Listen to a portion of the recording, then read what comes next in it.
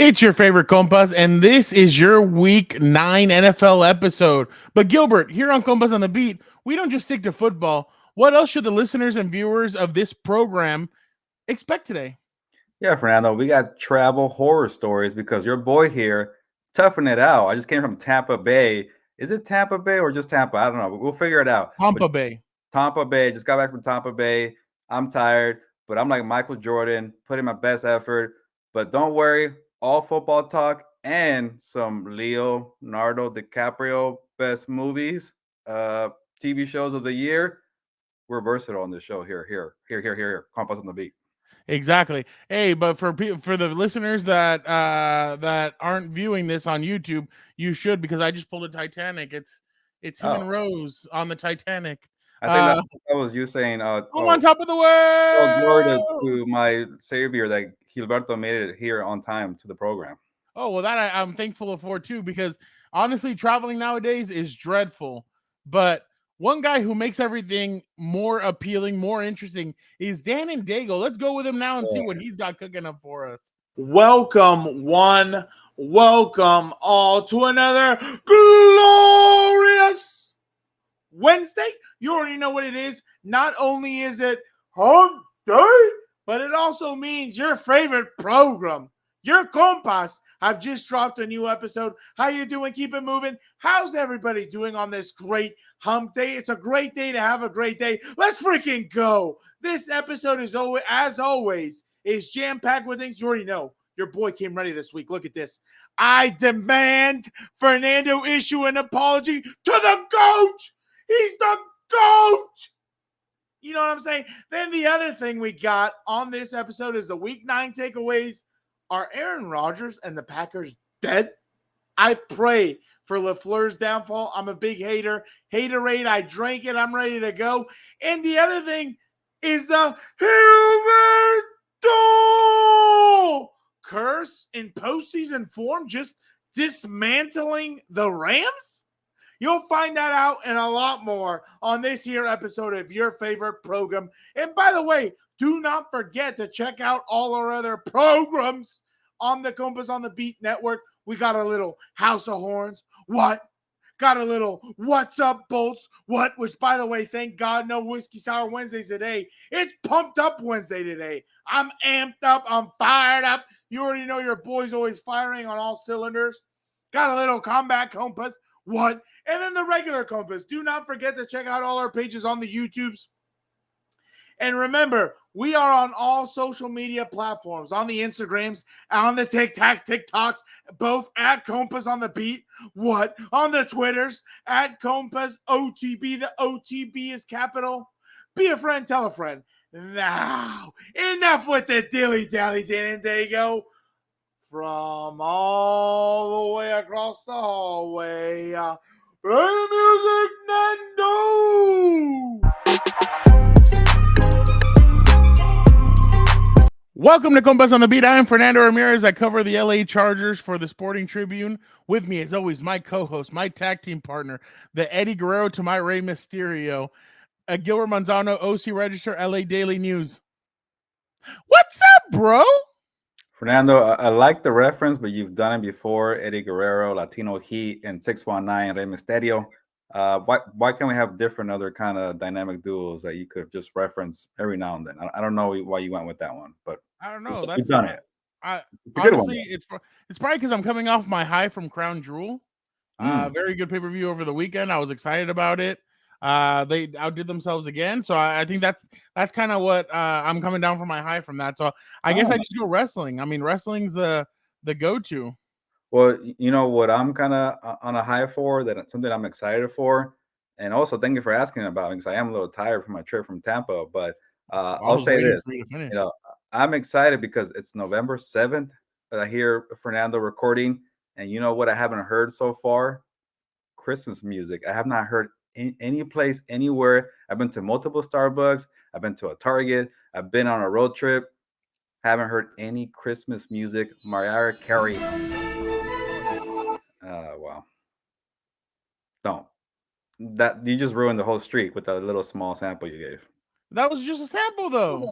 It's ruined. It was November 7th. Yeah, well, you were the one that obviously threw it out there. But by the way, if you're listening right now, go to the poll on Compas on the Beat. I think OTB on Twitter, and go check out the poll right now. When is the appropriate time to start playing Christmas music? After after December 1st, after Halloween, after Thanksgiving, or never? And obviously, never doesn't count for Gilberto, so let's X that one already. But you know what's funny? Melissa went to Starbucks over the weekend, and guess what kind of color her cup was? Oh, Red, green. Well, why can't it just be fall color? It's a swell time to rock the night away. Well, the bigger question is, did she hear Christmas music while she was there? Not yet. No, I don't think so. Oh no, you know what? She did drive through. So yeah, she didn't hear Christmas music. But it's coming up soon. I'm legit surprised that it's been a week in November and I haven't heard any Christmas music anywhere. Have you gone to Costco yet? In Costco, they already had all the Christmas stuff up August. I think it was like right around August 15th or something like that. They already had stuff up. I even went to Sam's Club, same thing, and I was like, I'm getting in the holiday spirit. I can't wait. Remember the hat last year? I'm gonna bust out the hat. I can't wait for that. You remember? Hey, Chris Harris Jr. gave me a compliment on the hat. He's like, dude, that's pretty funny. And I was like, I appreciate it. I asked him, is it okay if I do the interview with you in the Christmas hat? He's like, that's way more festive. Yeah, of course, do it with the hat on. Well, yeah, when you're wearing Bad Bunny outfits and you have to wear the Christmas hat this year again, right? Well, yeah, no, I can't wait to have it. Okay. But can you wait till like what, November? I don't know, in the teens. I'm sorry, December. No, December. Oh yeah, no, that's what I waited for. Turkey Day special. There you go. I grabbed I grabbed the turkey, I grabbed the ham, I set them, I brine them for 3 days, then I put them on the smoker. Everybody comes over, we eat, and then that next it's like from Christmas Eve to Christmas Day, you just one day from another, all the turkey stuff is gone and all the Christmas stuff is out. And my mom, my mom has a lot of Christmas stuff out, so it's definitely going to be a lot of stuff. We spend too much time on these holidays. We're moving too far ahead. Jingle bell time, it's a swell time. Now that I think about it, happy Veterans Day to all the veterans out there. Thank you. Shout out from Compas on the Beat. That's this week, so don't look forward just yet. But Fernando, how are you doing? Because you got to cover a Chargers game from home, I think. But everything okay for you? Yeah. No, well, yeah, and thank you to all the veterans out there who have done it, who are doing it, or who laid their lives down for us. We appreciate you guys so much. Thank you guys, and we're so lucky for you guys. So the Chargers obviously played the Falcons over the weekend. You know what? And that was like whatever's to me compared to, man, that Notre Dame Clemson game and then the Alabama LSU.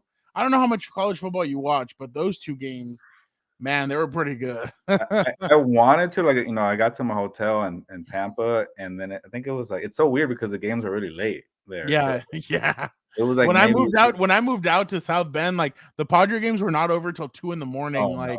But these were like games out on the East Coast, and they were like, it was like 9:30, 10 p.m. and I was tired from the day of traveling. It was like the third quarter. I'm like, I'm not gonna stay awake for this, so I knocked out.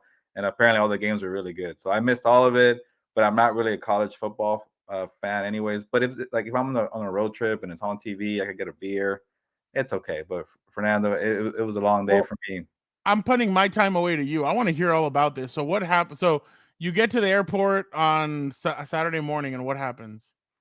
Yes, the flight was really early, by the way. I think it was like at 6:30 in the morning, so I had to wake up early. I'm not a morning person. The funny thing, I get on the plane. Yeah, that's how I look like. The funny thing, I get on the plane, and I see like a green hat. And yes, it's a clover on the hat. And I'm like, yes. But the person's wearing a mask. I'm like, I think I know that guy, but I don't want to like point and be like, I know who you are, and it's not the guy who I think it is. And then I was like, you know what? I know that clover hat, and I point, Jeff Miller, and he pulls down the mask. Oh, it's Jeff Miller. But the weird thing, Jeff Miller kept looking at me, and he wouldn't say anything. I'm like, is he trying to play a game with me? Is he trying to ignore me here? Trying to snub me? Shout out Seinfeld with the old snub there. And I'm like, I don't know. He would have said something, but I'm like, you know what? I don't care, Jeff. you're my friend. We're close friends. I'm gonna say something, and it was Jeff Miller, and we were actually stuck on the runway for like about 90 minutes to 2 hours because your boy here, second time this year on the road trip, the brakes on a plane did not work. Oh my god! I don't know what's going on with that. What? So they had to fix the brakes, and then we got to Phoenix, and then I missed my connecting flight. Jeff was okay because that flight that we were on was going to go to Atlanta anyway, so we had to just go out, come back in. I was stuck in Phoenix for an extra 3 hours, so I made it for a pretty long day, but I got there. It's okay. Yeah, no, I mean that's crazy. Like for you to be stuck the whole time, like how long were you guys on the runway for? Like almost 2 hours, like 90, and I could probably go a bunch of stories, but people were freaking out on the plane. There was some lady in front of me just crying because she's gonna miss her dad's funeral. Like she had there's like one flight to go to La Paz in Mexico, I guess it is, right? Yeah. And she was going from LA to Phoenix to that place in Mexico, and it's only one flight the whole day, and they don't fly on Sunday. Why? Don't show the ugly picture of me. I'm tired too. Look at that. That's such a great picture. Yeah. She was crying. I feel bad for her, but me and Jeff, we made the most of it because this delay here, we got to talk and catch up. By the way, Jeff Miller, if you don't know, you guys probably do know, Chargers beat reporter for the LA Times. Great guy. Honestly, he's such a great human being. You learn so much from him, and he's just awesome. So did you were delayed? You got to Tampa at like what time? You gotta blur out that hat, by the way, because it's a little sneak peek on the picture. And by the way, if you're on the audio, make sure to check out the YouTube because Fernando always forgets about the audio people. My bad. But what was the question again? I forget already. How long was your did you get into Tampa around the time that you thought? It wasn't too bad. I got to Tampa like around 8:30 p.m. But I've been up since 4 a.m, so it took me like pretty much over 12 hours to get there. And I get greeted by this giant flamingo at the airport, which is kind of freaky. I posted a picture, I think, on my Instagram. Tampa was cool. I didn't really see much, but it was cool. I got there, good weather, humid. I had a nice experience at the Waffle House. I don't want to keep going and take all the stories because we got to talk football. But I felt like I was going to see a fight at Waffle House. I did not, but it was really good food, cheap, and Waffle House much better than Denny's any day. What do you mean you didn't get to see anything interesting? You got to watch the GOAT operate. Yeah, that's I need to go to the next segment. Let's go to Compas on the LA beat.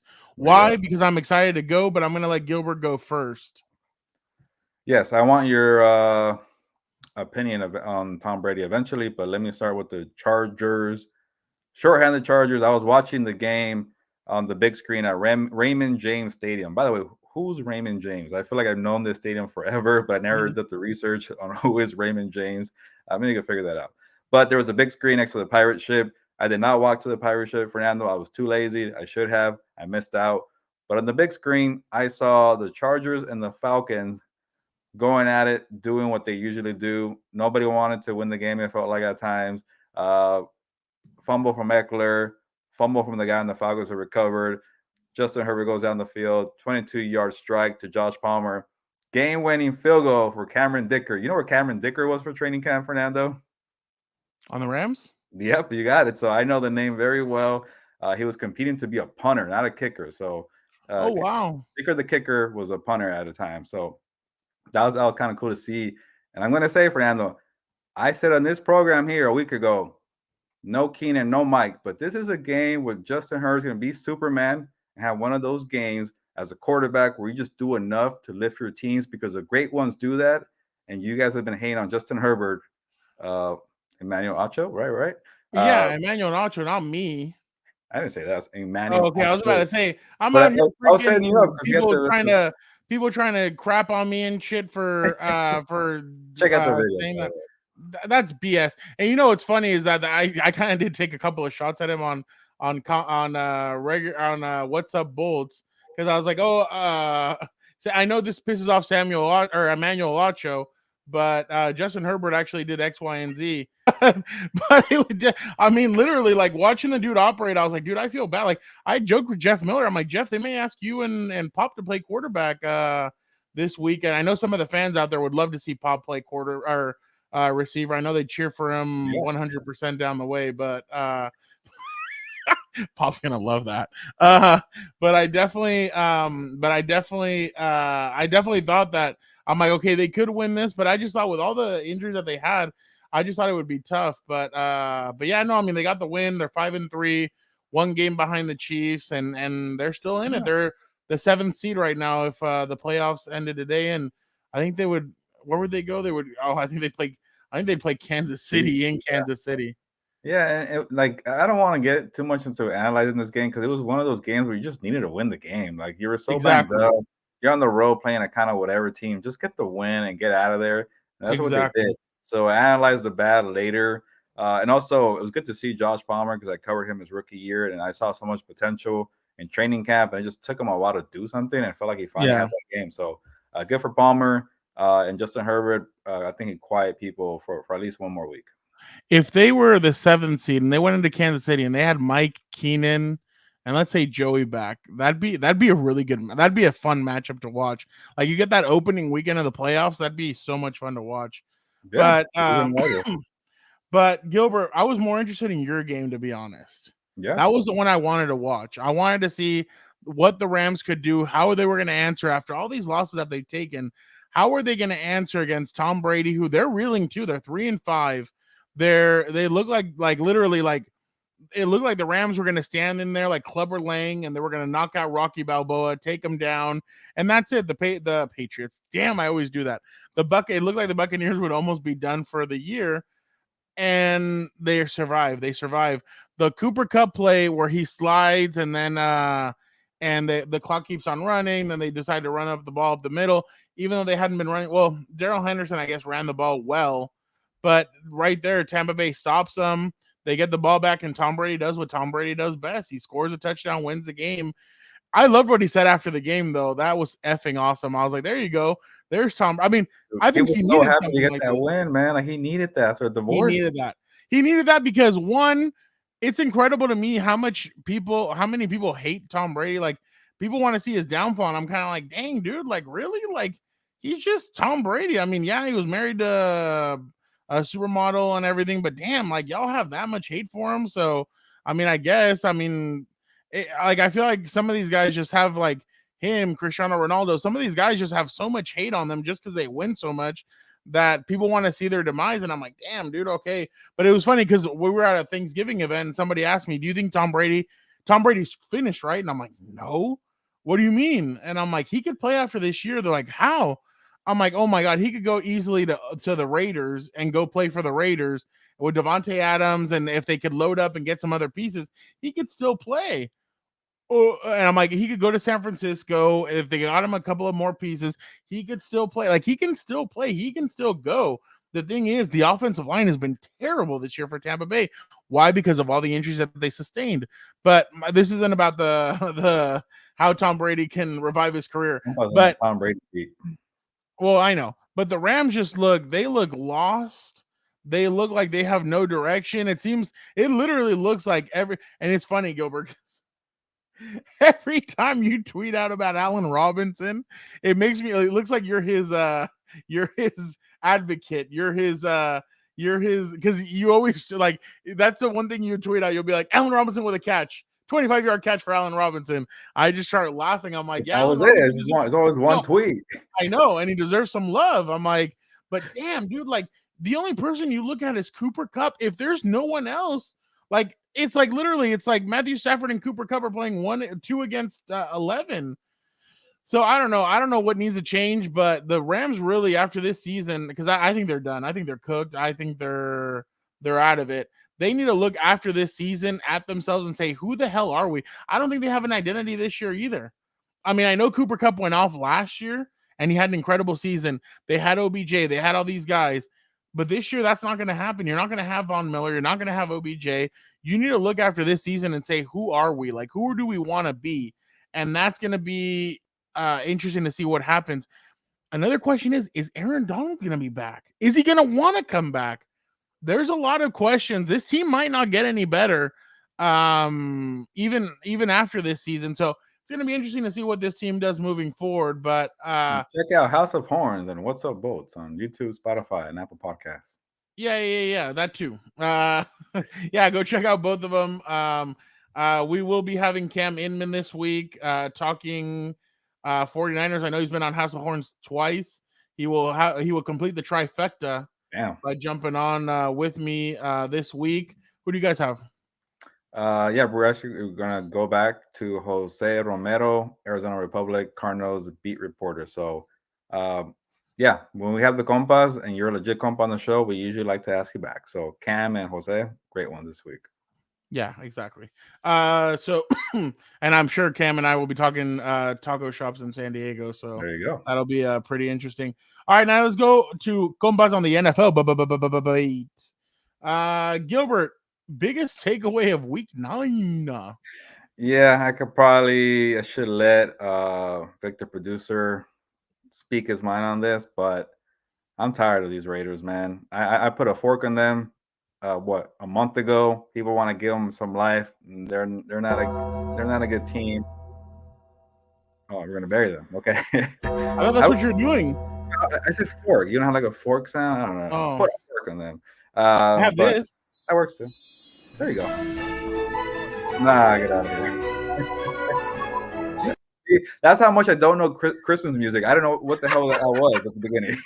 That shows you I'm not a fraud. Okay, I don't like the music. But then I got into something familiar. But Raiders, yes, they are cooked. And I remember looking at the screen at one point when they're up 17-0. I'm like, man, I picked the Jaguars. They're gonna screw me here. 4-0, by the way, 4-0 this week. And then later on, I see some tweets from Victor saying he's done with the Raiders. I look up, I'm like, oh my God, they're gonna blow it here.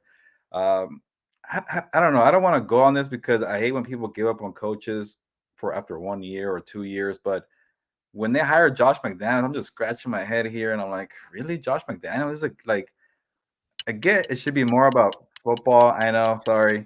You spent a whole No, not you. I'm saying Josh McDaniels. Oh. Today on 60 Minutes, Josh McDaniels fired after half a season, replaced by a coach who's never coached in his life. Oh, that's a coach. Never mind. Replaced by Fernando. But yes, like I get you have to be like it's all about the X's and O's, right? Can you scheme out? Can you be a game manager? Can you be a leader of men? Whatever that means. But to me, what went a long way is when he had the handshake with the Colts. I'll be your coach. And then he ranks out like a week later. You can't trust. Oh, with the Colts. I was talking about that. Well, over the weekend, saw our compa Adam Hill. I talked to him about that. I'm like, I'm so surprised that somebody else took a chance on him after that, because that was you can't go back on that. Remember, he was gonna step on the private jet and he got cold feet and decided to send the private jet. Then the private jet went to, I think, Philly, picked up Frank Reich and brought Frank Reich over to Indy. So that's funny. It's a little full circle right now because the Patriots beat down the Colts over the weekend. But I don't know. These Raiders are I'm going to go easy on them because I think the Colts are a bigger clown show right now. But the Raiders with getting in bed with Josh McDaniels, you probably should have saw that coming. And then the whole Derek Carr thing for another year. I like them because of Devontae Adams and Darren Waller and Renfro, but for some reason they couldn't figure it out. And now you're stuck with McDaniels. There's like a bunch of reports about will he be fired? People are saying no, it's just noise, and you don't know what to believe anymore. But Raiders, you're done for the season. I don't want to hear from you until draft time. It's funny. I think both of us have the same takeaway too, because I am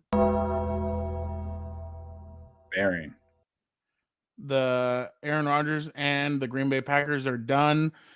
They had 9 injuries, Gilbert, over the weekend. 9 players got injured. Did you see there was a terrible pass? So Bakhtiari was the extra lineman in red zone. Aaron Rodgers underthrows it and it gets picked off. Bakhtiari was naked in the end zone. He should have caught it, but he underthrew it. It was an interception. It's just bad football. And I mean, some people want to blame Aaron Rodgers, and I get it. But at the same time, man, I mean, it's everything. It's the organization. It is Aaron Rodgers. It's the organization. I just think you need a divorce after the season. I think it's done.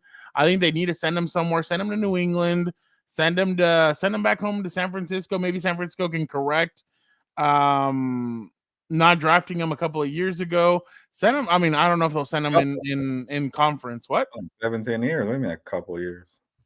Well, yeah, my bad. 17 years. Well, I can't remember. But I think that they need to right the wrong. They need to send him somewhere. Send him to the Raiders. I mean, well, there you'd have him, you'd have Herbert, you'd have Mahomes, and you'd have what's his name?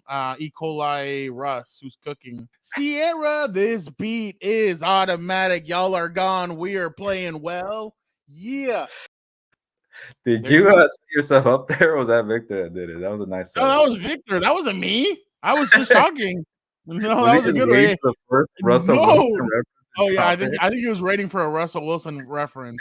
Yeah, no, definitely. But my bad. It was a little fast. Can you do one more time? Can you play the video? I really enjoyed that video. Sierra, this beat is automatic. Y'all are gone. We are playing well. Yeah. And they are. They're 6-3. I think the year at the end really makes me laugh because you're really into it. You know what you just did. Like, oh, that was the greatest 4 seconds of music ever. It's better than anything Sierra's released in the last few years. Wow. Well, I'm just saying. What did she do besides just marry Russell Wilson? That was the thing. She turned him into a bigger dork than what he already was. Okay, that's fair. You know that interview, dude, that interview after them winning in London, even that was cringe. And you know what the funniest part is? I thought, you know what? Because of the guy he is, and the guy that's on the airplane, and he's doing high knees on the airplane while everybody else is asleep. I thought, you know what? Russ is gonna get back into the lab. Him and Team 3, they're gonna be like the most electrifying man in the universe. They're gonna be clanging and banging and clanging and banging. But no, Russ was in Team 3, was in Cabo San Lucas all week. I don't know. I remember the last time somebody went to Cabo, Tony Romo and Jason Witten didn't go so well. You mean Xavier McKinley from the Giants? Man, you saw that? No, what happened? He was going on I'm not really sure. It was like a jet ski or something touristy, and he got injured. He's out for a couple of weeks, and he was in Cabo. ATVs. There we go. That's what Victor producer said. Well, there you go. No, don't go to Cabo. You gotta be clanging and banging and clanging and banging. You go to Cabo, but in front of the millions. What? You go to Cabo to chill, but don't get on the ATV. No, yeah, don't go on the ATV. No, but my bad. So I'm just going with it. I think Aaron Rodgers and the Packers need to. Aaron Rodgers, I forgot. Yeah, I know. I was like, why did I start talking about Russ? But yeah, they're basically cooked. They're done.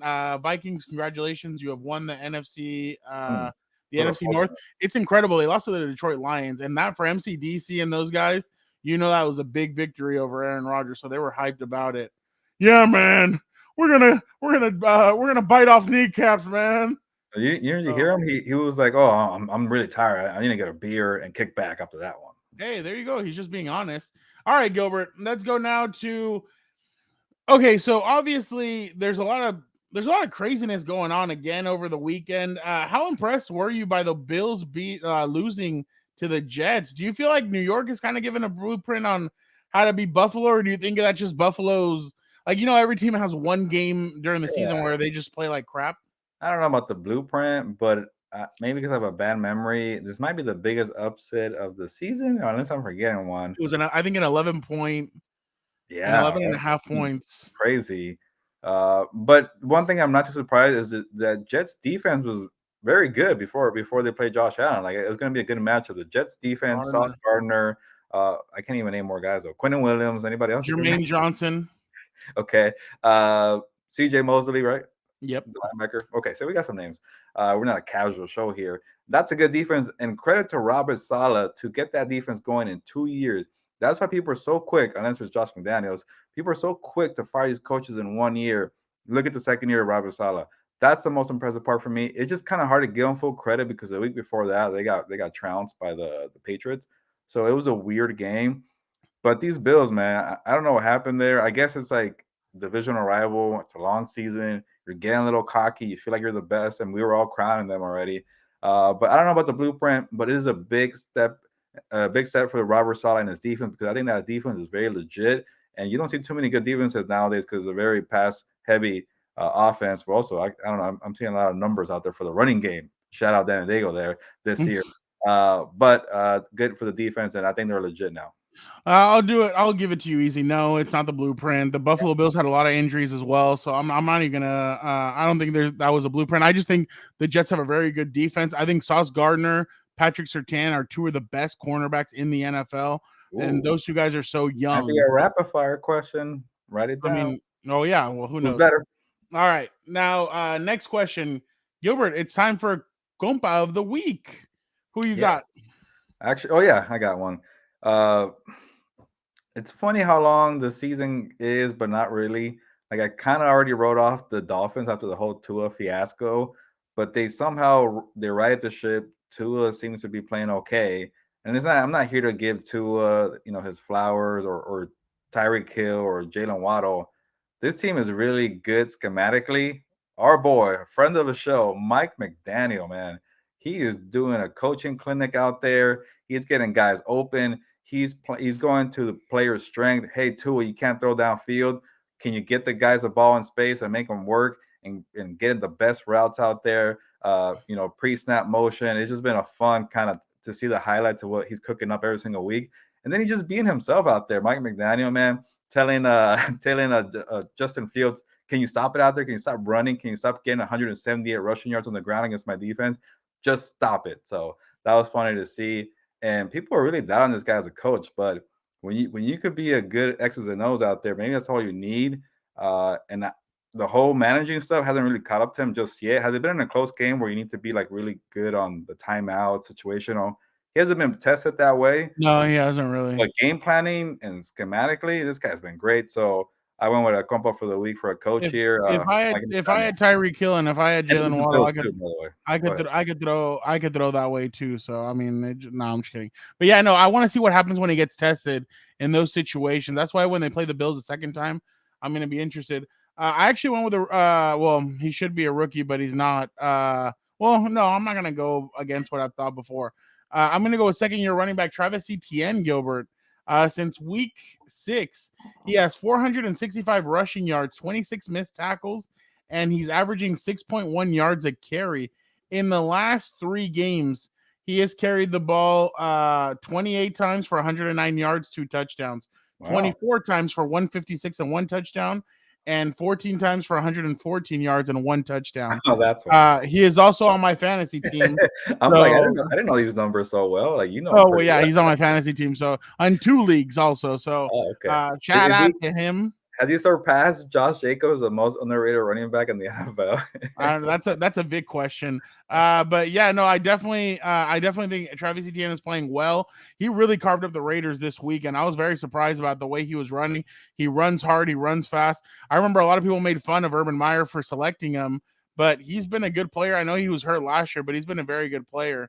All right, Gilbert. So let's go now to our power rankings. Yes, last week you had Eagles, Bills, Chiefs, Vikings, and Cowboys. Will you go? Will you be going the same way, or will you be making a switch somewhere? There is a shakeup in Gilberto Antonio Manzano's power rankings.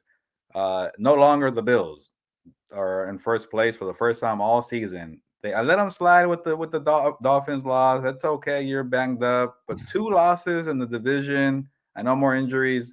I can't do it, man. Bills, you guys are going to be really good come playoff time, but you're not handling business, B-I-Z, like your Philadelphia Eagles. And I'm not picking them or saying anything, but I've told you a month ago, Fernando, that I think they're legit, and they haven't lost ever since. So put that sour face away in that hand, put it somewhere else. They're okay, at least when it comes to power rankings. But the Eagles are number 1. That's what I'm doing right now. I'm ranking Eagles number 1. Bills number 2. Okay, I guess we're not doing the bell anymore. Chiefs number 3, because I can't have the Chiefs ahead of the Bills because the Bills beat the Chiefs. A little weird, right? Vikings number 4. Dallas Cowboys number 5. Let's go, Dak. All right, I'm going to say the same way. Eagles, Bills, Chiefs, Vikings, 49ers. Nothing switched in my book. Especially the city of Philadelphia needs the Eagles now. After the Union lost and after the Phillies lost, they need the Eagles. They need the Eagles. So, but that reminds me, there was some dude. Actually, he was a very nice guy, but there was a guy on my plane who moved to Tampa. He retired from Tampa. Also a veteran, so a happy Veterans Day to him. But from Philadelphia, and he's like, yeah, like I love my Eagles. They're doing so well. Like we need this. I'm like, do you not remember we won the Super Bowl 4 years ago? Get out of here. But cool guy. Shout out to him if he's watching the show. All right, let's go with our rapid fire. Gilbert, does Justin Fields finish as a top 5 fantasy quarterback this year? I'm not too really aware of the numbers here. I'm guessing it's like Joe Burrow, Josh Allen, Patrick Mahomes. No, he's more Lamar Jackson, Kyler Murray. Yeah, but I'll say no. He's doing really well right now. But to get 170 rushing yards in every single game, stop it, Mike McDaniel said. It's kind of tough for him to do. But he'll be a top 10, maybe top 15. But it's really nice to see him progress this way. Holy shit. This fool has not thrown for more than 2. He's only thrown for 200 yards once. He threw for 3. I was going to start him. I was so pissed. I was going to start him over the weekend. And then I thought, no, you know what? Miami just got Bradley Chubb. They'll probably sack him a crap ton of times. Huh? He's available in a lot of like leagues. I know. I picked him up in one of them. So he rushed for 178 yards. Man, I thought like he looks good as a running. I mean, as a runner, like I don't want to say running back, but he looks good as a runner. Man, he does better movements running the football than some running backs do. He has more discipline too. But I don't know if he'll finish top 5 just because of the other quarterbacks mentioned. And look, he doesn't even throw all that much. He threw for 123 yards. That's the tough part. Yeah, that's the tough part. He doesn't throw for that many yards. Matt Eberflus lets him just do his thing and play backyard football. Exactly. Well, it's going to work for the time being, but they need to get him a better offense and better offensive weapons if he's going to. And they started with Chase Claypool, but I don't know how good Chase Claypool will be with him. Respect the timer. Gilbert, Joe Mixon's 55.1 fantasy points. Ugh, they pissed me off. They beat me. Versus Carolina ranks 8th all time. By the way, Fernando Alonso just texted me saying, "Tell Fernando good game." Yeah.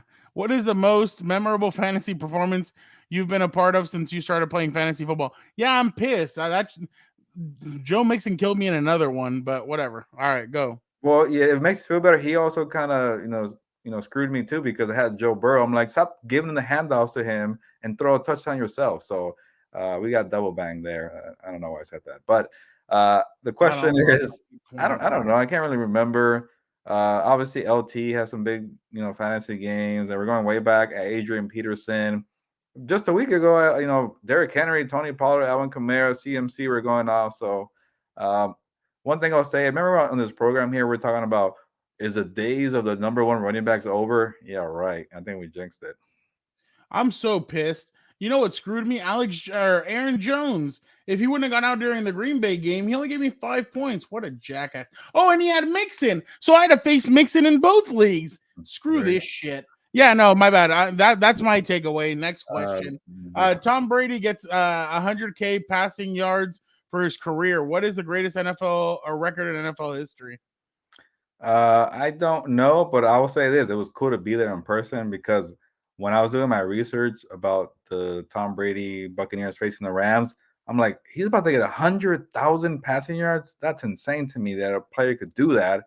And when he was getting there in the 4th quarter, I'm like, I just saw history. That's pretty cool. A nice perk of the job here. But I guess the record here, Fernando, I guess the one that comes to mind is like the rushing record, Emmitt Smith.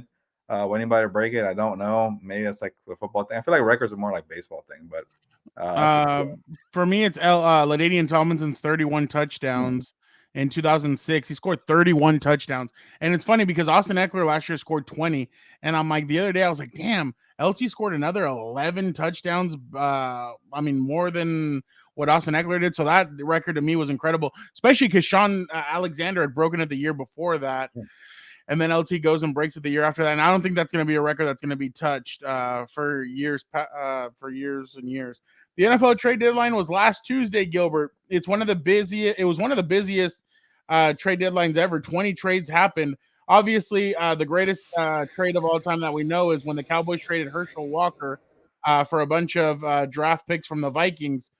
It could be future governor of Georgia, Walker. Who knows? But with that being said, what is, just in case if people are watching this after that, There you go. We're paying him his respect, I guess. What is one NFL trade that stands out to you from? Oh, I know what Gilbert's gonna go with. What trade stood out to you last week? Oh, so from this year, I felt like it was like an all-time question. Oh, Senator. Oh, my bad. Dan and Daygo just corrected me. Senator. Oh wow. Okay. I thought I was well, obviously, that's how much I know. Christian McCaffrey. Oh, all time. My bad. All time. What trade stands out to you all time? I don't know, because I feel like the trades has kind of just been happening recently. Like I feel like the NFL's not really a trade thing. Hell, even the Herschel Walker with all the trades that they made and all that other stuff. I remember everybody was I don't remember because I wasn't alive, but like people were like, "Oh my god, like that was an incredible like trade because of how many." I think it was like 6 or 7 players, a whole mess of draft picks. Like it was a crazy trade. Yeah. Let's see. I know Brett Favre got traded. Steve Young got traded. I don't know. Well, yeah, Brett Favre got traded to the Jets. Yeah, and then to the Vikings. I don't know. I forget. I don't know. Victor's really trying to test our history this rapid fire. He's going way too far back for me. All right, I'm going to go with the last time the Chargers made an interesting trade. Chris Chambers, 2007, receiver from the Miami Dolphins. Because of that trade, the Chargers were able to make it to the AFC Championship that year and play against the New England Patriots. But with torn ACL and Phillip Rivers and a meniscus tear, you're still going. They couldn't perform.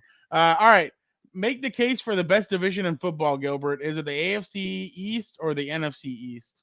Who the hell plays? Oh, okay, I know which one. This is actually very tough, man. I would just go AFC East because the Bills are in the division. Yeah, they got worked twice already, but I still think they're gonna be the best team come playoffs. I think the Jets one's a little fluky because when they lost Breece Hall, I kind of wrote them off. The Dolphins are decent. It's just to be different. I'm going with the AFC East. Even the Patriots, man, they've been showing some fight, man, because your brother's going to tell you why the Patriots have some fight every single week. Okay? Have some respect. AFC East, go ahead. I'm going to go with the NFC East. Even the damn Washington Commanders were putting up a fight over the weekend. They almost won that game. I think now they, Kirk Cousins, that was some good videos. Well, yeah, I know. So they have some. I mean, every team in that division is showing fight right now. I think the only thing that separates the Cowboys and the Eagles is one game, and then the Giants, I think, are only 2 games behind the Eagles. So it sounds like you're a believer in the Dallas Cowboys. You like the Cowboys? I'm not. You know what? The only reason why they're kind of back to the old Dallas Cowboys, where they run the football really well. They have a good defense, but I don't know. I still need to see a little bit more. The NFC East has an easy schedule. I want to see them play better teams. Well, yeah, all right, Gilbert. Who would you rather build your team around, Tua or Jalen Hurts? Oh, this is easy for me. Well, it's tough because they're both kind of emerged this year with good coaching. Like Nick Sirianni, we don't mention his name enough, and Shane Steichen, obviously. They're doing great with Jalen Hurts. Because you have to have that dog mentality. Dog. I think I've seen more out of Hurts so far. He better deep ball, mobile. I'm going Jalen Hurts. You suck. I'm gonna have to agree with you, but the only reason why I might go Tua is because Tua's weapons are both of them are just incredible weapons. That's the question. It's like, do you get Tua and the coach? Okay. Yeah, no, I'd rather go with Jalen Hurts. I think Jalen Hurts can take off and run. Tua, you don't really see that mobility from him. But you know, it's funny. Jalen was benched for Tua in that national championship game, and then Tua threw the game-winning touchdown against Georgia. And then because of Tua's emergence, Jalen had to transfer to Oklahoma. So there's a rivalry. See, that'd be a good Super Bowl that we can tell that story over again. And then when Jalen wins, then it'd be even funnier because he'd get the revenge. But all right, now it is time to bring in Vic and see how he's doing. Vic, how was your weekend? Pretty good. You got to actually no. in terms of football, it was pretty bad. I had to watch that. I watched all of that Raiders game, which was terrible. You don't have to, Victor. That's on. I know, but it was on TV, man. It's I took advantage of it, and then I got watching the Chargers and the Falcons messing it up. I did. I watched that Khalil Mack play. It was pretty awesome. Brought back flashback, snatched it out of his hands. Yeah, that was pretty impressive. I'll say that. So yeah, it was good. It was a good weekend, but glad to be on with you guys here. Okay. Gilbert, do you enjoy your weekends? No, don't set me up because you want me to talk and then you don't say it.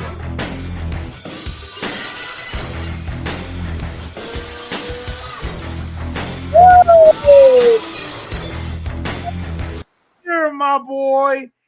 Oh, wait. Oh, hold up. Wait a minute. Let me put Daygo in it. I am out of uniform. I was going to say, I don't recognize you. Guys, I have my new favorite hat, this beautifully stitched thing. Look at that. Look at that thing. Look at that right there. Wow. Look at that. Compas Wow. Wow. But do not fret. Your boy is here. That was actually pretty cool. Go, baby. Wow. I'm so amped How did you just flip? I was worried I was going to knock over the computer. I'm not going to lie. But we freaking did it. We are, just like the tribal chief, the leaders on the island of relevancy. No, relevancy.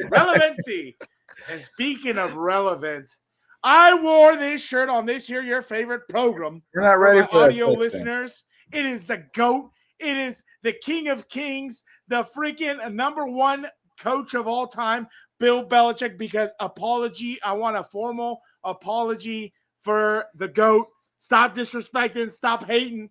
So go ahead, Fernando. The floor is yours. Apologize. Sorry. I'll apologize when certain people apologize to me for some of those mean comments that they threw my way when certain individuals, partners would be playing offensive line next to me. So obviously, I'm what? Where did you get that shirt? Are you not listening? I already said how am I gonna apologize? Anyway, when people from the comments apologize to me for their rude comments. Yeah, I can't control them. That's not when certain individuals in the comments. Their partners will be playing offensive line next to me. So obviously, I ain't gonna do that. I love it. Is that your burial? I hope it is. Real quick, Dan apologize. Dan Dale, can you give me a freestyle promo on the hat because it's gonna be available soon? Ooh, give me a promo on the hat. A little promo action. Yeah, 15 seconds. What better way to support your favorite program? Don't be the Stooges who walk around with an ESPN hat, a not so fun league network hat on. Go with your Compas. These are your boys. Let everyone know that you are cool to be approached and have a cold one. And talk about your favorite sports, who you like, who you dislike. You already know. You want to get a cold one with your boy and talk about how much we hate Mahomes. I'm already down. Don't you worry about nothing. The drinks will be flowing, and we're going to have a good time. That's the hat. Beautifully etched, stitched. My new favorite hat.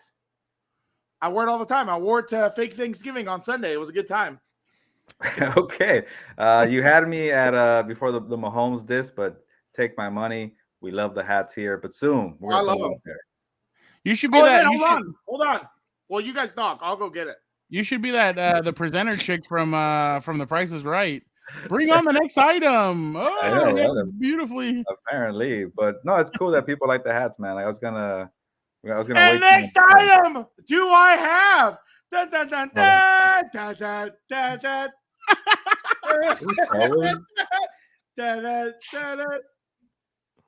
That's such a great shirt. Let's go. I guess we're fired up.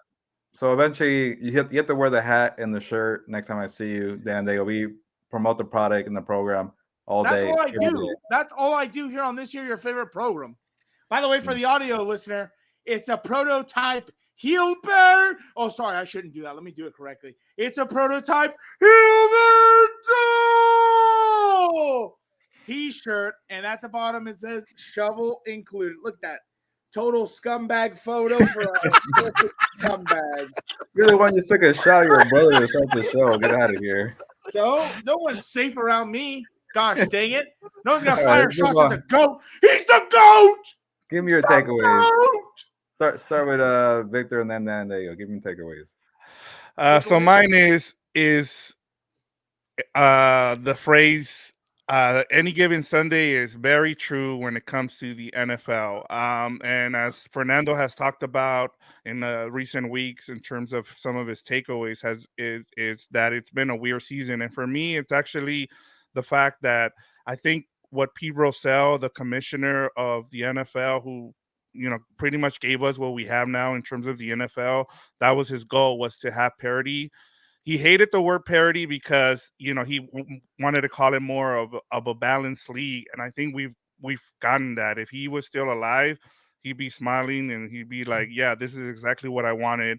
And one of the things that stands out for me this week was that Jets game that you guys talked about earlier, and was one of the reasons I put it in the rundown was because you're starting to see that every week it's a new team that we're going to talk about. It's a new surprise team, whether it's the Giants, the Seahawks, and the Jets. And it's been very impressive to see how this league and why it continues to be the best league in the United States is because it's so balanced, from top to bottom.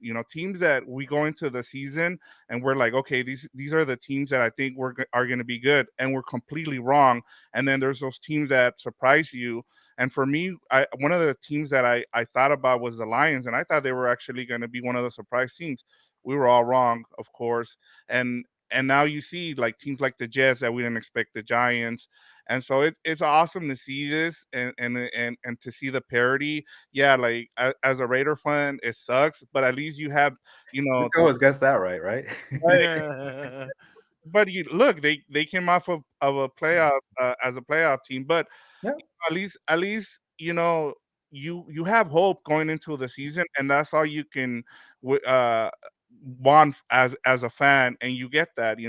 This season for me, like as a fan, it sucks, but I'm glad for the fan bases of the Giants, the Jets, and and the Seahawks, because it's really cool to see their fan bases rise up, and because of what we've seen so far. So your takeaway is you love football. No, it's just cool to see the balance, man. Like look at you look at some of the other leagues. I mean, you can pretty much pencil in some of the teams that are going to win the Super. Like even like the Bills. We all had the Bill. Everybody had the Bills and the Buccaneers in the Super Bowl. You said that the Rams were going to win the NFC what West. You taking a shot at me for? You've been taking a shit. I also said I'm 4-0 this week. How about that? I get things right too. We're not at picks yet. I'm going to say it all day. I'm going to say it all day. He took a shot at me, which is a very scumbag move, because his Raiders have been destroyed the whole show. He has to release that negative energy, dude. I did. No, I get the NFC West totally wrong. Basically, what he says is that he likes that the tides are changing. It's not just the Patriots. Yeah. It's not just the Buccaneers. It's other teams. My brother would like the tides to change in the AFC West, though. But exactly, I have not pre-screened this. I haven't pre-approved this.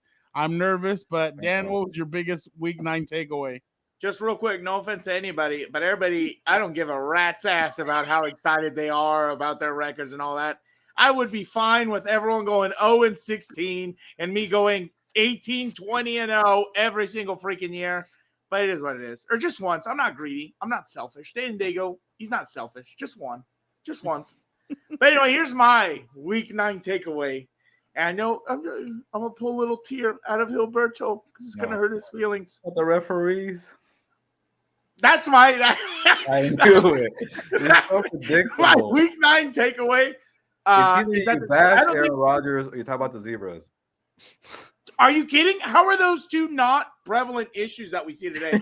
I literally just told you before we jumped on here. I wasn't even going to talk about the zebras, but now you did it.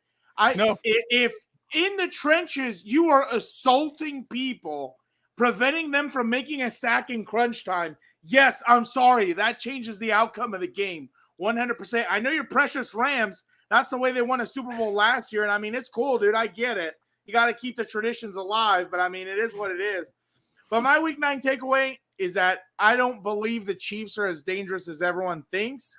And I think not having Tyreek Hill is a bigger issue than people want to admit. For real, like they traded for Kadarius Toney or whatever. And last night with not only is the Tennessee offense so one-dimensional, they were even less than one-dimensional. They were like 0.5 dimensional because they had Malik Willis in there and they couldn't even pound the rock effectively. And even like that, Even like that, the Chiefs had to go into overtime because they were down and they couldn't put it away. We need a Homer Simpson audio sound here for every time you talk about the Chiefs. It's not my fault. It's true. It's not my fault. Your blue checkmark brigade every single year wants to crown him the Super Bowl champion. Okay, Elon Musk, relax. It's not my fault. I'm just a blue collar guy. Are you gonna pay for that? No, we should bury Elon Musk too, but I don't. No, hell no. I ain't gonna get. We could chip in for Dan Daygo to be verified. I feel like we need that. Yeah, for real. Hey, Mr. Elon, he's a scumbag. I'm not. You can verify me. I'm a peasant. All right. Other people.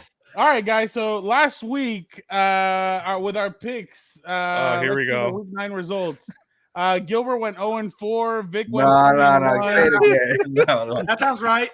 But I did go from 0-4 to 4-0. What a comeback story that is, right? Gilbert went 4-0. Vic went 3-1. Dan went 2-2.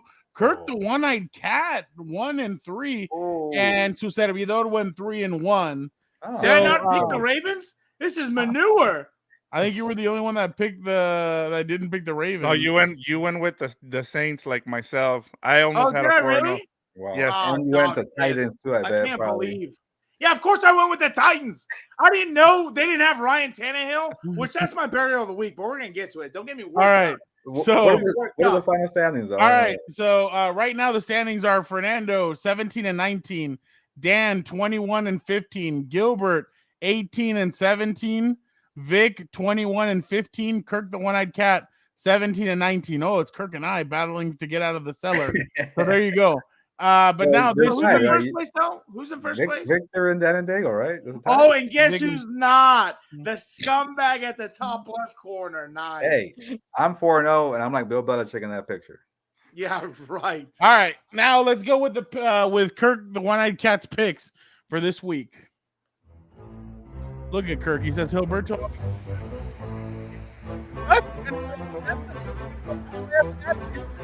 Seattle. He's gonna go with Geno Smith. Next, it's gonna be Papa's Raiders, or is he gonna go with Indy? No, he says Jeff Saturday. Guess what? You're gonna get your first win this weekend out of the ESPN booth. Josh Allen's elbow versus the Minnesota Vikings and Kirk Cousins. Now he's gonna go with the Buffalo Bills to win this weekend. Lastly, Aaron Rodgers or Uncle Gilbert's Dallas Cowboys. He says, Dak, you got it right. I'm gonna go with you. So, what is he doing? What are you doing? I was fixing my freaking. Oh. Don't worry about it. You keep going. That was kind of weird. I knocked into it on accident. Okay. I didn't hear the first part of it. What was the first pick for? He went. He chose the Seahawks in Germany. Okay, it's a Deutschland. Oh man, it would have been cool to cover that game, right? Oh, that would have been so sick. Hey, the credentials are still open to go cover the game in Mexico City. Who's even playing there? The 49ers and the Arizona Cardinals. There goes. Call of Duty's out, yeah. He's 0-2. Kyler Murray's 0-2 since Call of Duty came out. Let's go. Good to keep alive. So week 10 picks. Let's start off in Germany. First game in Germany in Munich. This will be a fun one. Seahawks at Buccaneers. Vic, who you got? Give me the Seahawks. I believe in Pete Carroll, and I didn't like what I saw from the Buccaneers. I think the Seahawks get it done. Let's go with Gilbert next. I'm going opposite. I think all they needed was a win. Tom Brady's awake. He's ready to go. Momentum. Give me the Buccaneers. Dan and Daygo. Gilberto, they're playing in Allianz Stadium. Do you even know who plays in Munich in the Allianz Stadium? It sounds like you said Alien Stadium. No, Allianz. Elon Stadium. Ignorant slut. That's okay. I'm gonna.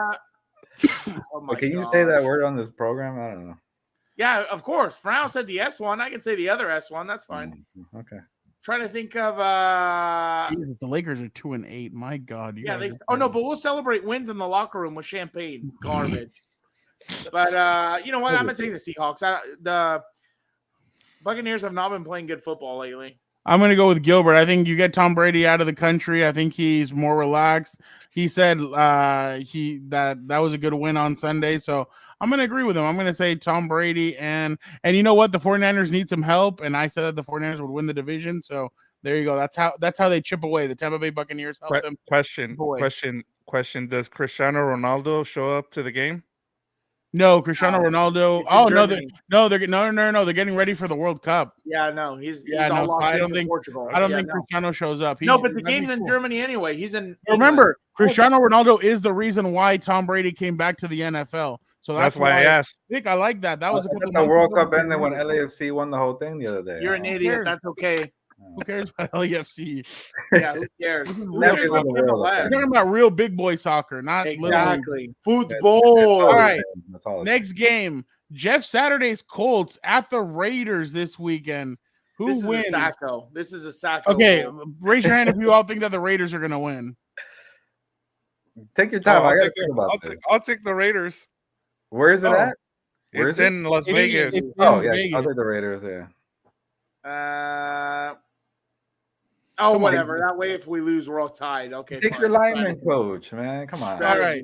So we all went with the Raiders. Oh God. Take your lineman. Vikings at Bills. Now, keep in mind, it might be questionable if this fool, Josh Allen plays this weekend.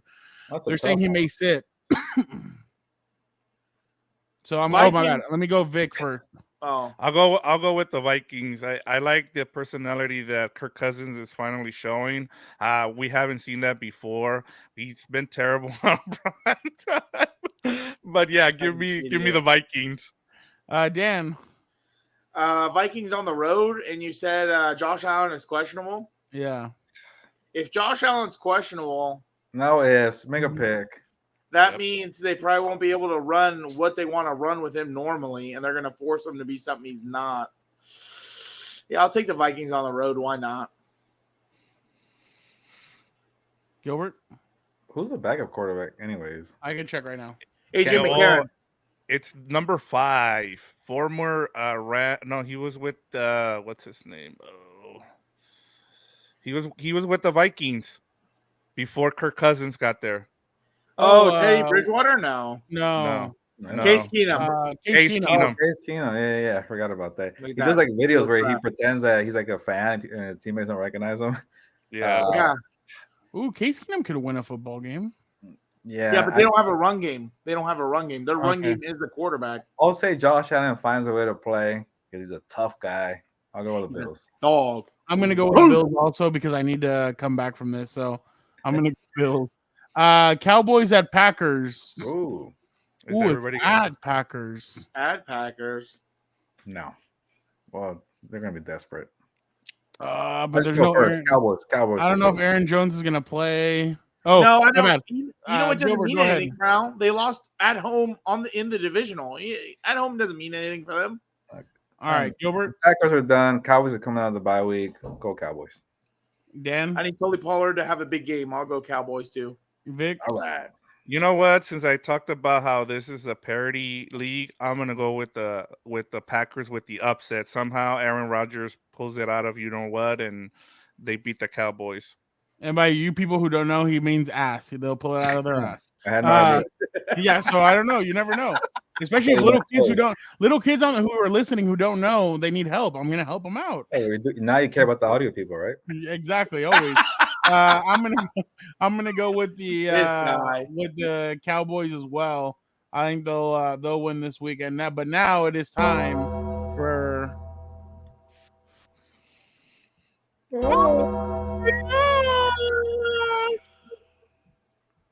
Keep rolling. I hate this guy. I hate it. All right, it's time for every freaking week. It is time for burial of the week, and because this is so funny, I gotta go with Gilbert first. I want to know what I want to go with Gilbert. No, you know what? We'll save the best for last. You already gave it away. You already gave it away. Now he has to go first. Yeah, go Gilbert. This is a clown show here. What the Colts are doing is embarrassing. They're worse than the Raiders right now. They're worse than the Panthers. I already buried them once, but you go from like Phillip Rivers, right? Dan, they know how terrible that was. Carson Wentz, Matt Ryan. You can't get the quarterback right. Then you make Frank Reich the scapegoat. Then you replace him with a guy who's never coached a day in his life. Jeff Saturday, who looks like a nice guy on ESPN, but no, bad. And then Jim Irsay goes on TV and just rambles off weird things about, oh, this guy doesn't like analytics. He's all about football. Dan Dale can relate to that. I don't like computers. They don't. Yeah, exactly. It's like this guy doesn't care about that. And we've been winning games. No, you haven't. You're terrible. Chris Ballard too. Terrible. This is a terrible. What happened to his franchise before? With Peyton Manning, Andrew Luck. Andrew Luck screwed them. Yep. Why? Because he quit. He just completely destroyed him. And last point, because they couldn't protect Andrew Luck, they screwed him. Then they pay the linemen. Then they pay their linemen, and they still suck. I don't get this team. No, they didn't. They didn't suck it with Phillip Rivers. No, this season they have the highest paid offensive line in the NFL, and they freaking suck protecting this year. They have no wide receivers. They're running back Jonathan. I can tell you why they're doing this. Go ahead. Tank. They're tanking. Why wouldn't you do this? They're doing a great job. Now, what I don't want to see Kyler Murray and Call of Duty and all this crap on HBO. Send those cameras back to Indy. I want to see Indy on Hard Knocks for the rest of the season. I want to see how Jeff Saturday comes in. I want to see everything. I think that would be so amazing to watch. Jeff Saturday coach up Sam Ehlinger for the next 8 weeks. It'd be so much fun. And you know what? If I was him, you know who I would start this week? The guy that needed a trash bag over his donk after he won the Super Bowl in against the Patriots a couple of years ago. Nick Foles. I would start Nick Foles. He's on that team? Oh, yeah. Start that guy. Exactly. That's what I've been saying. Start Nick Foles and you'll win some games, but they don't want to win games. They're tanking. They want to lose the games. You know why this is happening to the Colts now, dude? The football gods are collecting. They screwed my Chargers in not drafting that son of Satan, abomination, Ryan Leaf, and I had to draft about your team, huh? You met him at the Super Bowl this last year. It was so funny. Scumbag. Anyway, they're collecting now. They said you had your decades of dominance. Now you got to pay for it. And that's here true. you go. Bada boom, bada boom. Andrew Luck. You suck. And that's why the Patriots are paying for it too right now. Yeah. Why not? Hey, if you got 6 Super Bowls, why not? You'll do it every day. I wouldn't care. If I had 6 Super Bowls, if I was a Patriots fan and someone told me something about this season, I'd just go like this and tell them to kiss my ass. They have 6, right? They have 6, yeah. I mean, I'm pretty happy. Here we go. 7 with okay, Tampa thank Bay. you. Thank you. Vic, anything you're to add to that? serious? Are you serious now? Wait, math? He's the one that fell for it too. Are you serious? We're going to do this again? All right. Why does no one listen on this program to what I say? You cannot compare the situations one to another. Oh, my God. It's a freaking joke. So Tom Brady can say, you can't see me, and he can pick his nose with 2 fingers. He went to a team that was loaded. Can just do that and only pick one nose. He went to a team that was loaded. I don't know what more to tell you. Anyways, brothers, Victor has something to say. Yeah, I know. No, I was gonna say this all starts with Andrew Luck quitting. Retiring. He didn't quit. He retired. Quit. and it's been a downfall for this organization. They decided that they were gonna draft. They were gonna build this team through the draft. It hasn't worked out. As Gilbert said, they paid their offensive line.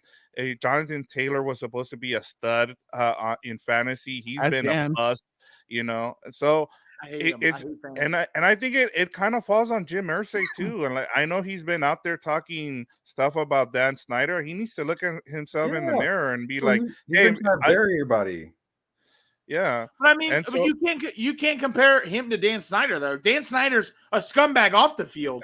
Jim Irsay just making bad. Hey, Jim Irsay had the boulders to say something like, "Hey, we need to investigate this guy and get this guy out." So for that, I give him credit. Yeah, you can't compare with the way he's handling his team. I just think Chris Ballard's going to be fired.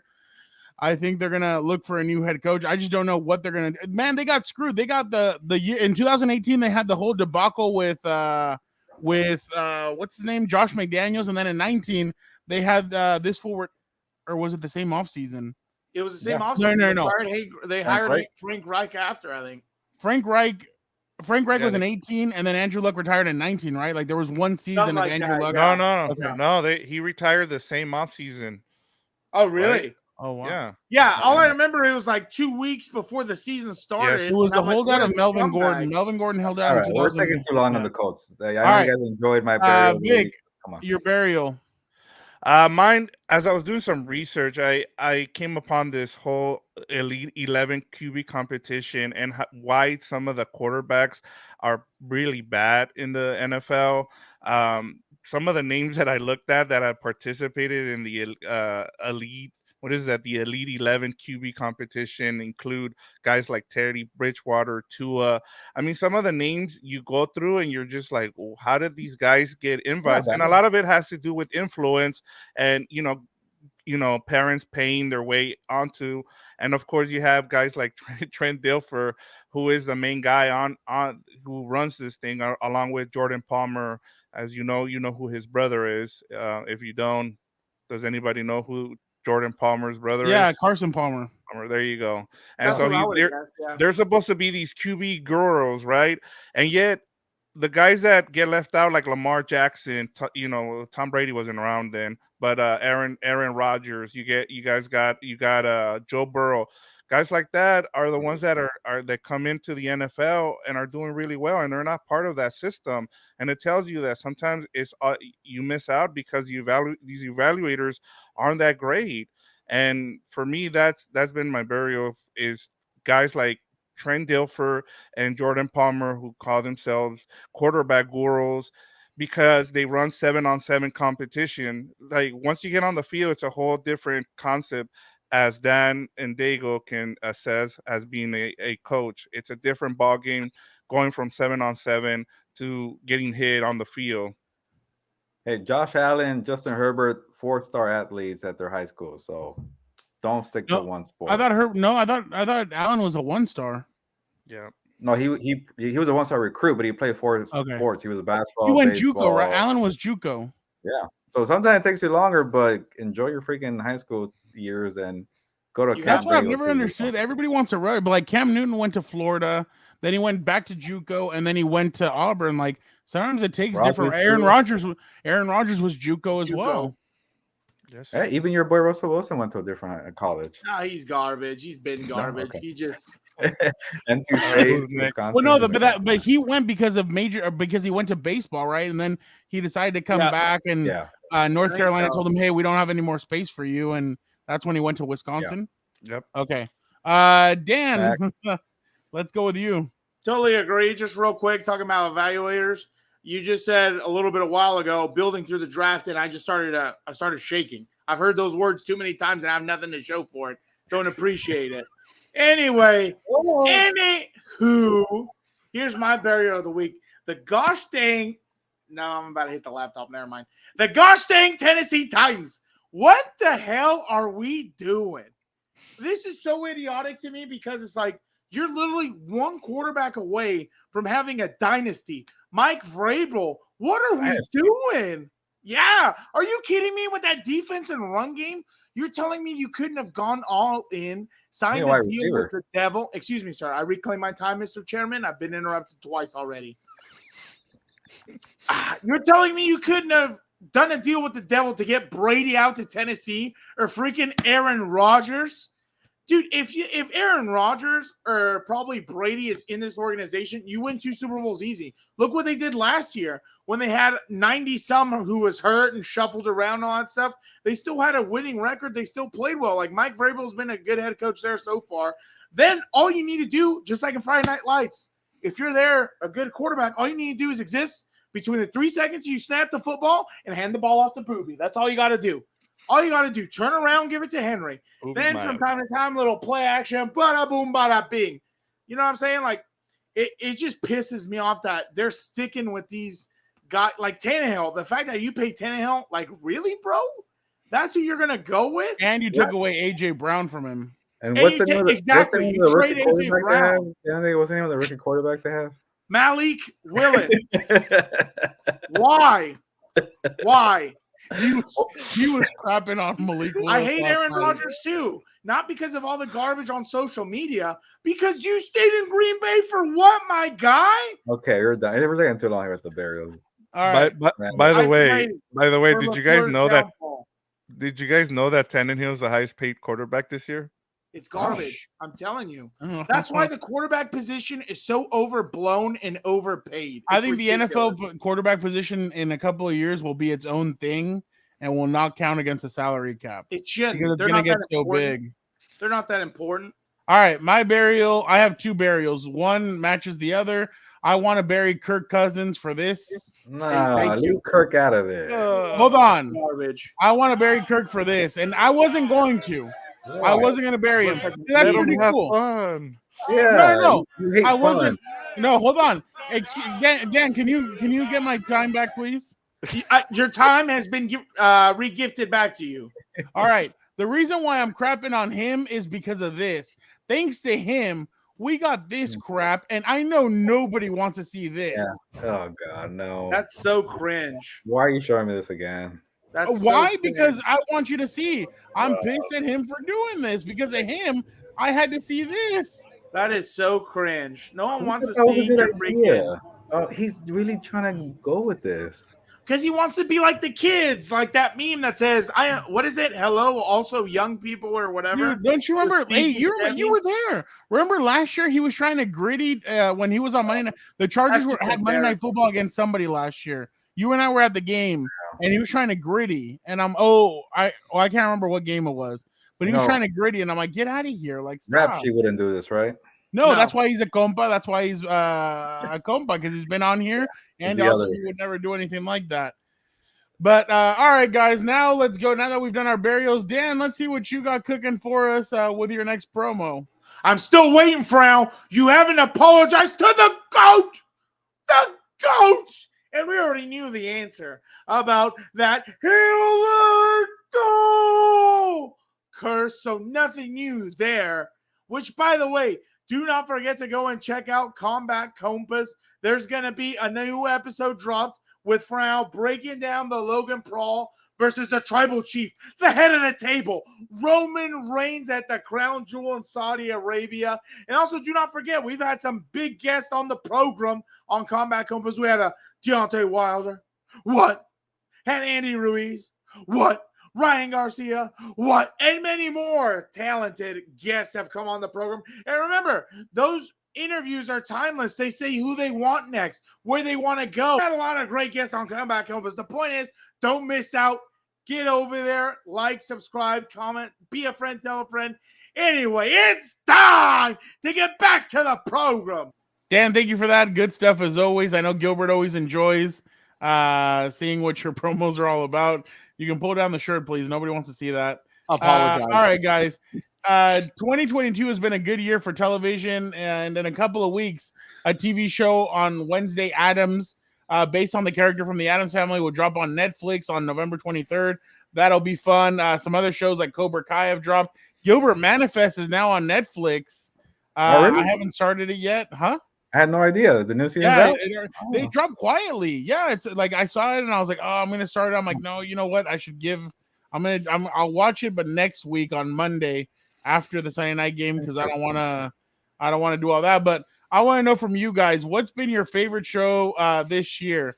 I'm gonna go with Dan first. Oh gosh, dang it! My favorite show this year, House of Dragon. No, God, no, I don't watch that manure. I don't even. You know what's funny? I don't even remember what I've seen. I think Peaky Blinders dropped this year, but it was disappointing, the final season. So okay, we don't want disappointing. What about Dahmer? But I guess I'll go with Dahmer. That's like a real thing, though. I guess like a doc, but I'll go with it. I'll go with Dahmer. That was really interesting to me. I mean, hell, you never know who you live next to. That's always the crazy thought. Seriously, like just the psychology behind it. I'll take a picture. Look at this weirdo. Look at this weirdo. Next, he's gonna offer us beers and freaking put little food coloring into it. Lift weights too while we're at it. Exactly. Let me take off my shirt so you can see my physique. What was your favorite? Like Adam Schefter? Vic, what was your favorite show this year?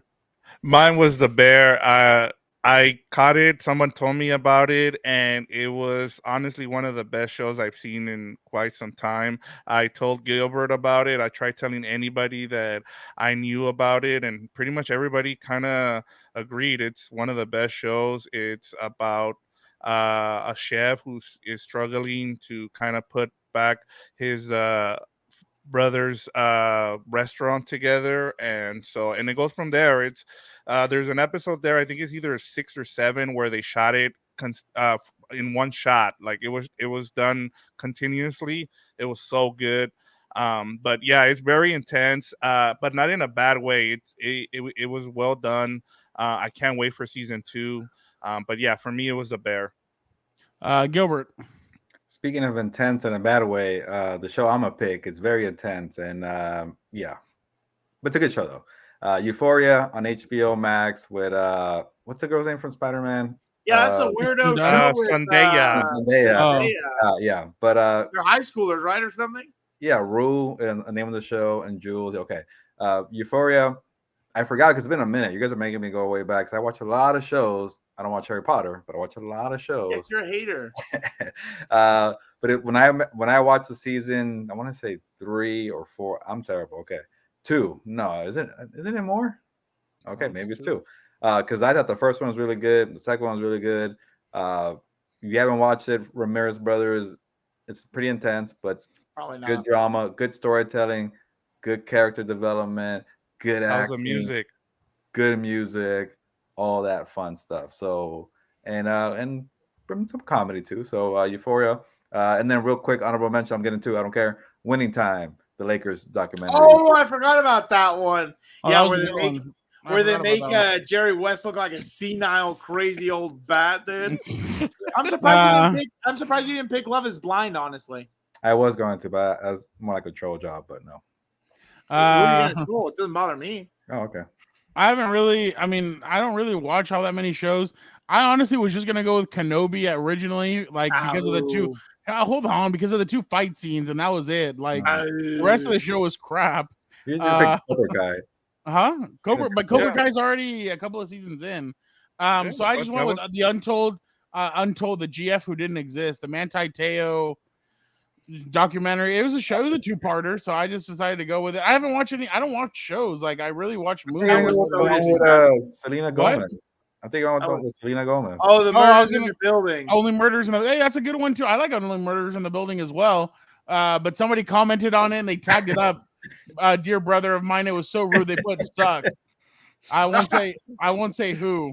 What a scumbag! Do you see Fernando typing on the rundown?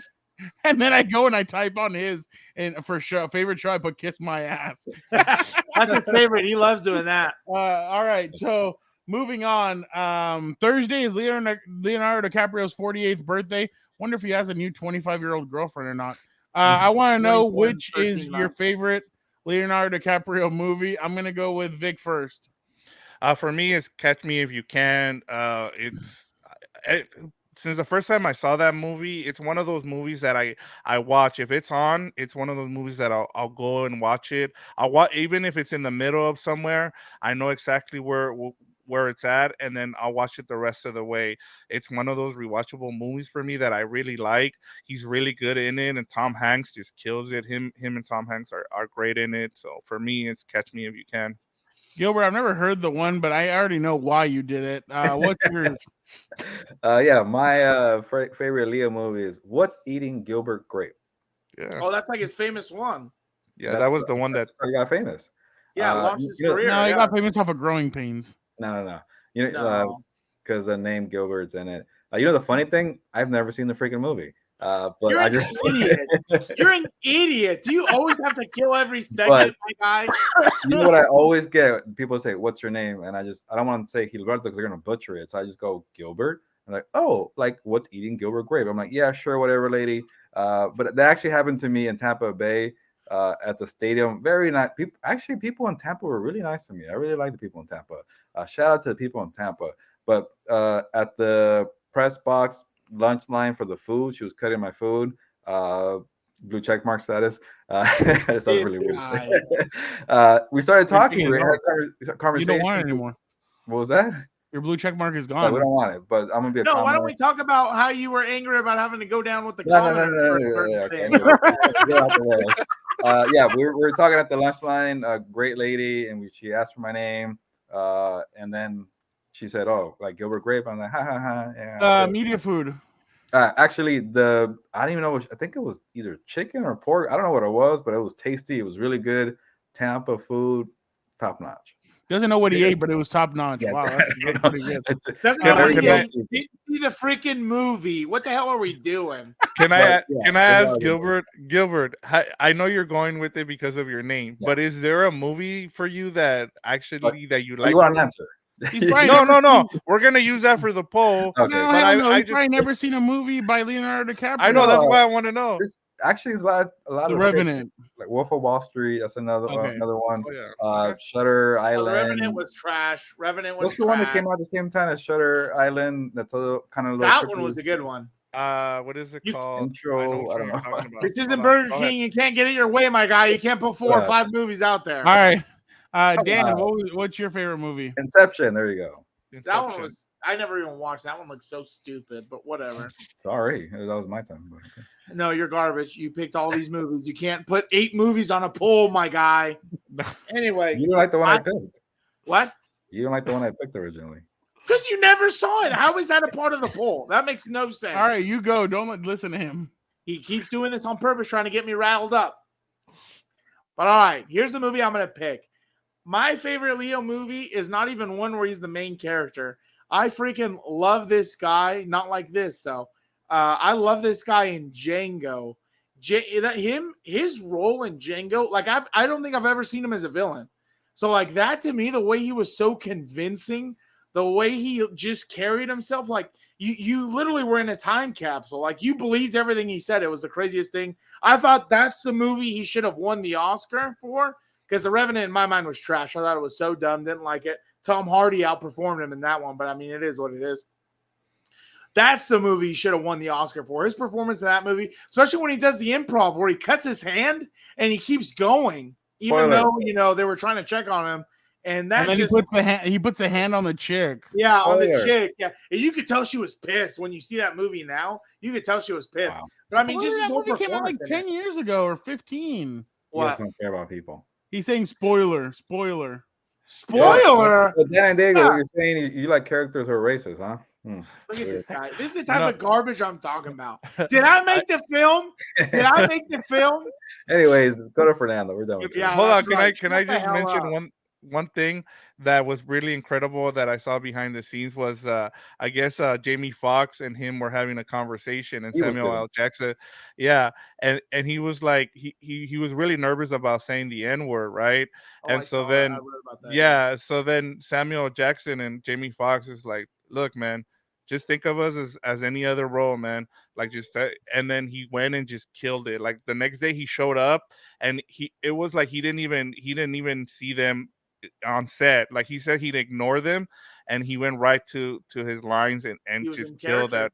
Yeah, exactly. No, I remember people were complaining. They're like, oh my God, he's saying it so loosely. That's how good of an actor he is that he's saying it and he's making you believe that he's really that angry and treating them like property. So I mean, I thought he did an incredible job. People forget too, it's Deep South, I think pre-Civil War. Like, you can't think about it. You know what I mean? Like, that's the movie. That's the time zone. I also like the theme song of it. Django. Yeah, Django. Yeah. So I went, Gilbert, can you turn the other way? Turn this the other way. I went with the Titan. No, hold me. Oh, the other way. The other way. No. What I'm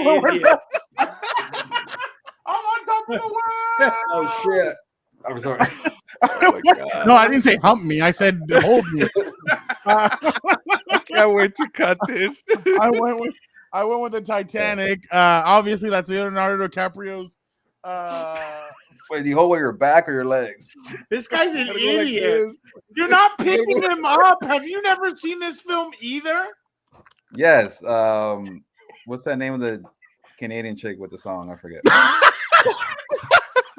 Celine Dion. There we go. Dion? Yeah, oh my God. She has a residency in Vegas. We should go see her. No. We're gonna have to come up with a game testing Gilberto's memory for things. Yeah. You will for the World Cup. Plug. Yeah. But you don't know soccer anyway. Obviously, the Titanic was basically the movie that put this fool on the map for one of the greatest. No. What's eating Gilbert's grave?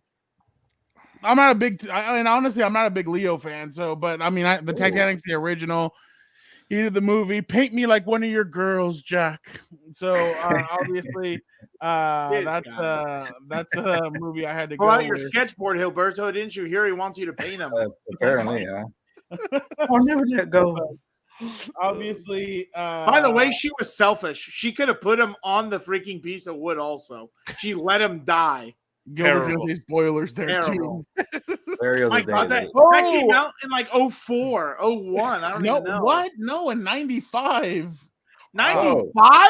Yeah, 96, 99. 97. It's one of those. 99 or maybe 97. I don't know. Well, before we go to Y2K, that's not my fault. All right, let's move on. It's about to be 90 minutes in this program. I know. Before I kick you two out, Gilbert, you finally watched Bullet Train. Oh, yes. On the give plane, it a grade.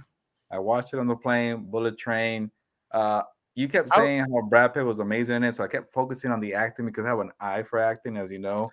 I could be on the Oscars a voting ballot here. Yeah, because they suck too. The Oscars blows. They suck. Whatever. Anyway, he was a kind of a try hard to be too funny, and it was like, okay, you're old now, you're not that funny. This guy. But I like the other characters. It was a great movie with different storylines going on at the same time on the train. I enjoyed it, and I'm not going as high as you did, but I'll say 84%. Did you watch him in Once Upon a Time in Hollywood? Actually, I have not seen that movie either. Here we go. Another problem. God. But Bullet Train was good. And also, it bothered me a little bit that they made Bad Bunny Mexican when he's not Mexican. It was weird. Well, that they do that all the time. You know that. You don't know if he's Mexican. You don't know. He's Puerto Rican. No, but you don't know what they were making him there. He was just dressed like he was Mexican. A whole Mexico kind of thing. Dude, it doesn't matter. Were you disappointed by how long he was in the movie? Huh? Were you disappointed with how long he was in the movie? No spoilers, but a little bit. Yeah, I knew it. As soon as I saw it, I was like, Gilbert's going to get pissed off about this. Yeah, I knew that's why you were going to do it. All right. No, but the guys from Kick-Ass and the twins were really good in it. Yeah, they were hilarious. Yeah. Those guys are pretty good. Yeah. Those guys are... Vic, anything else before you head out? I was going to say, checked out Tales of the Jedi on Disney Plus. It was awesome. You get a little bit of stuff from Ahsoka Tano and Count Dooku, which is really cool. So if you like the Clone Wars, if you like the prequels, there's some stuff there about Count Dooku. So go and check it out. Thank you, Vic. Dan, anything else? Yeah, it was. You know what, Gilberto, you're gonna love this. I saw the craziest thing last night, dude. You're not even gonna ask me? No, because I feel like I'm gonna fall for a trap here. But yeah, what are you talking about falling for a trap? I'm literally trying to tell you a story. Okay, fine. What did you see? I saw mommy kissing Santa Claus. Oh God, no, that was terrible. I thought he was gonna go with a better. I know. Again, I don't even know what song he's talking about, but I think it's a Christmas music. It's a. I saw mommy kissing Santa Claus. It's an old. Sounds like an adult film. Oh my God, you're the worst. All right, real quick, Gilbert. Obviously, it's November 7th. Remember, on the poll, we're agreeing after Thanksgiving, which it brings me hope in humanity after seeing that. So obviously, I don't have much this week. Just gonna do something, just something quick. I can tell now how Tyreek Hill gets his superpowers, Gilbert. Watch this. I don't know if you saw this over the weekend. What's up? This is Tyreek Hill, and I got the best hands on TikTok. Today I will be using syrup and butter. So round one will be syrup, round two will be butter, just to prove I got the best hands. And if this don't prove I got the best hands, Steve Smith, Shannon Sharp, I will get on my knees and I will.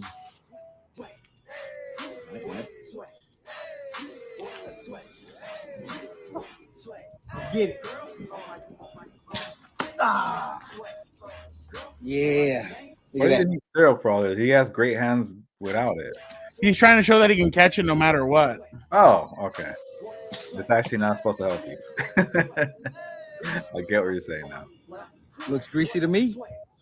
I got the best hands on TikTok, man. Shout out to Soul Runner for Life, man. Make sure y'all go get that gear, man. Cheetah out, man. Nah, this is whack. I thought he had like an actual feud with Steve Smith. Yeah, I thought he was going to do something else. I hadn't seen the video. I just wanted to show you. If he would have dunked his hands in butter, then I would have been a little bit more impressed because, like, the butter, the way he put it on his hands wasn't as slippery as you would have thought. And then obviously the syrup would make me think it would stick on more. Yeah, so I was thinking, I'm and it would confused. Are you slip. supposed to make it easier or harder? I couldn't It's supposed to make it easier or harder, but I don't know. That was a little weird, but right. We're done. Yeah, no, we are. Thank you guys so much again for rocking with us. We appreciate you guys so much.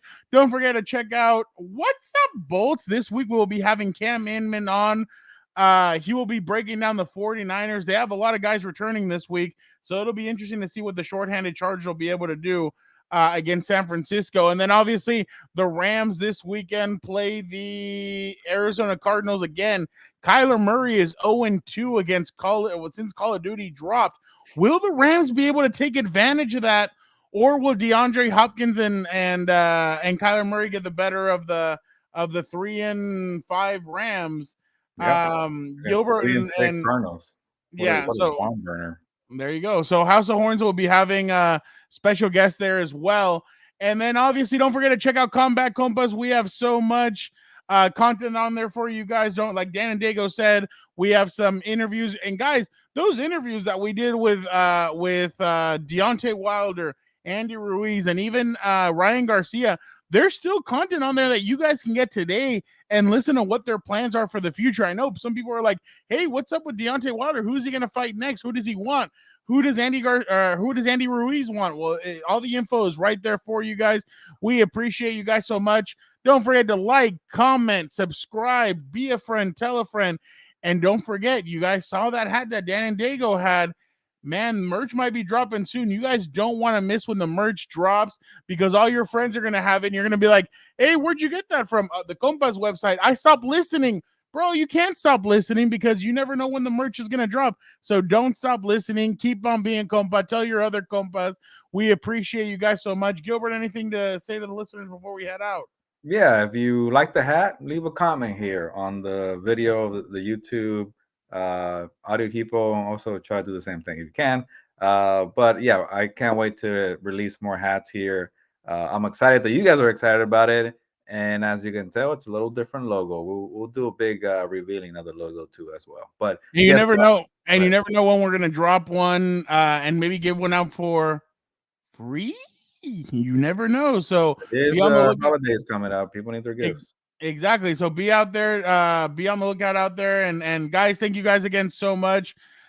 But for the time being, Gilbert and I have to get ready for another long week of NFL action. So we appreciate you guys. But for the time being, Gilbert, ¿sabes qué? Vámonos.